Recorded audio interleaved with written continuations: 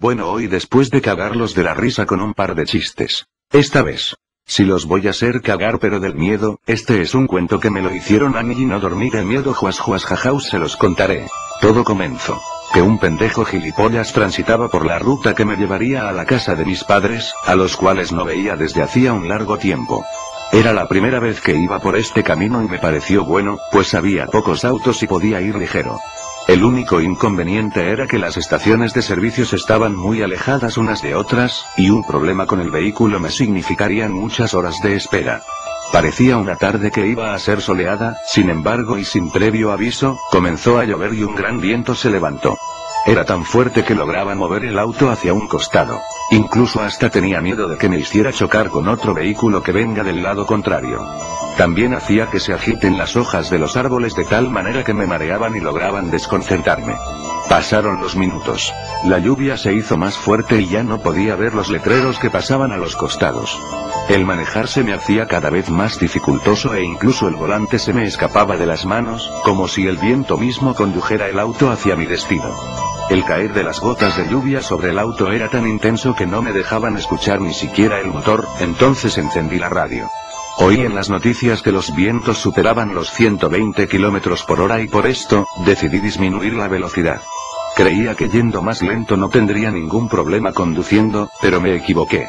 De repente un golpe seco se sintió sobre el parabrisas y un alarido retumbó, pero fue acallado rápidamente por la lluvia. El miedo me invadió, pues había atropellado a alguien. Frené y detuve el motor. Me quedé inmóvil en el auto. Me pareció que pasaron unos minutos y miré hacia el parabrisas. Había sangre, pero ninguna marca de un golpe, mi mirada permanecía sobre la sangre. Parecía que la fuerte lluvia no quería que me olvide de que agonizaba alguien afuera, pues no lavaba la mancha. Abrí la guantera muy nervioso, tomé el impermeable y me lo puse. Jamás había tardado tanto en abrir la puerta del auto, tenía miedo de enfrentarme a la realidad. Ya afuera comencé a buscar a quien había atropellado, pero ni siquiera había rastros de que algo hubiera pasado allí. Estuve unos minutos recorriendo el lugar, pero no encontraba nada. ¿Podía ser que lo que atropellé se haya escapado? Regresé al automóvil y sorprendido, vi manchas de sangre sobre el asiento. Pero rápidamente me tranquilicé, pues seguramente cuando abrí la puerta del auto las gotas sobre el parabrisas habían entrado. Encendí el vehículo y continué con mi camino. Me autoconvencí de que no podía haber sido una persona lo que había atropellado, pues nadie en su sano juicio estaría a merced de esta tormenta infernal ni tampoco en una ruta completamente vacía. Ya me sentía mejor, casi no estaba nervioso, pero no sabía que esto recién comenzaba. El auto se detuvo justamente cuando un aterrador rayo se disparó desde las nubes. Había combustible, las baterías estaban cargadas, el auto era nuevo. ¿Cómo es que se detuvo? Tampoco había forma de que arrancara, los intentos por hacerlo eran en vano. Me bajé del auto sin impermeable, pues no me importaba, igualmente estaba todo mojado. Logré llevar el auto fuera de la ruta y luego entré nuevamente. En ese momento decidí quedarme a dormir allí, pues ya oscurecía. Comenzaba a dormirme, pero un extraño ruido me despertó. La lluvia había parado y ya era de noche. Miré hacia el asiento trasero, pero no había nada, entonces me quedé atento, esperando otra vez ese ruido. Pasaron varios minutos y nuevamente se repitieron. Estaba desconcertado, me intrigaba saber de dónde provenían los ruidos y entonces decidí salir del vehículo. Miré el auto desde todos los ángulos, no parecía haber nada anormal, hasta que noté que del baúl un hilo de sangre se desprendió. En voz alta me dije: ¿todavía quedó sangre de lo que atropellé? Era imposible, pues la colisión había sido de frente. Vi algo que se movió dentro del auto, y no tuve dudas, alguien estaba allí. Abrí el baúl para buscar un hacha que siempre llevaba, pero no se encontraba. Mantuve los ojos abiertos y dirigidos al coche. Nuevamente vi un movimiento en el interior e instantáneamente el corazón comenzó a latirme fuertemente.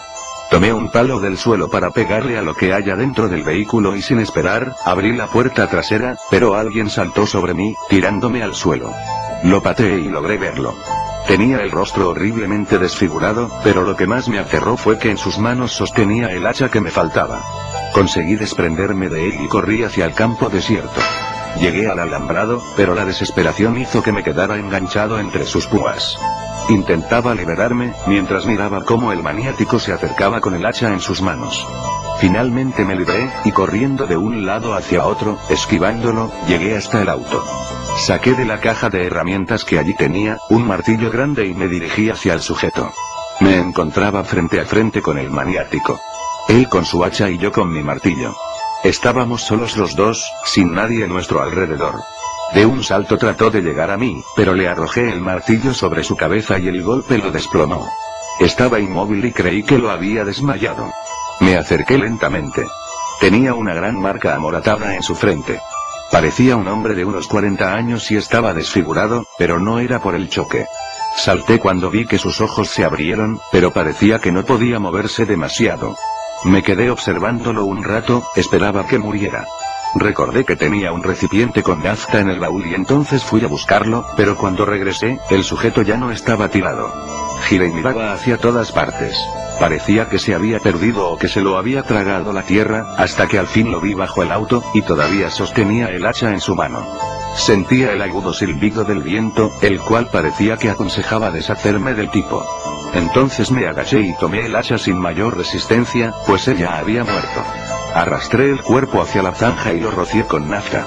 Encendí un fósforo y se lo arrojé. Me quedé mirando cómo el cuerpo ardía y cada parte se chamuscaba. Era tan intenso el calor, que las hojas húmedas por la lluvia igualmente se encendían. Trataba de tranquilizarme, pero sabía que a esta hora de la noche cualquiera podía ver este gran fuego desde lejos. El cuerpo se calcinó y, con ayuda de algunas ramas, logré hundirlo en un gran charco de lodo que había unos metros más adelante. Regresé al coche y después de 2 intentos, encendió. Continué mi camino. Estaba totalmente agotado y llegué a una gasolinera. Llené el tanque, pues quedaban muchos kilómetros por recorrer todavía. Transcurrió el tiempo, ya era de mañana, y llegué a un cruce, donde los agentes de recursos naturales estaban haciendo un control, pues en esa época, estaba prohibida la caza de algunos animales. Como pocos venían por ese camino, estuvieron un rato largo observando el vehículo, incluso revisaron el baúl y dialogaron entre ellos, mientras yo leía un catálogo que me habían entregado. Finalmente, después de 10 minutos uno de ellos me dijo: ¿estuvo cazando? No, ¿por qué lo dice? Es que veo manchas de sangre en su vehículo. Ah, sucede que en la tormenta atropellé a algún pequeño animal, pero no le hizo daño al auto. Pasaron segundos, el agente me miró fijamente a los ojos y yo a él.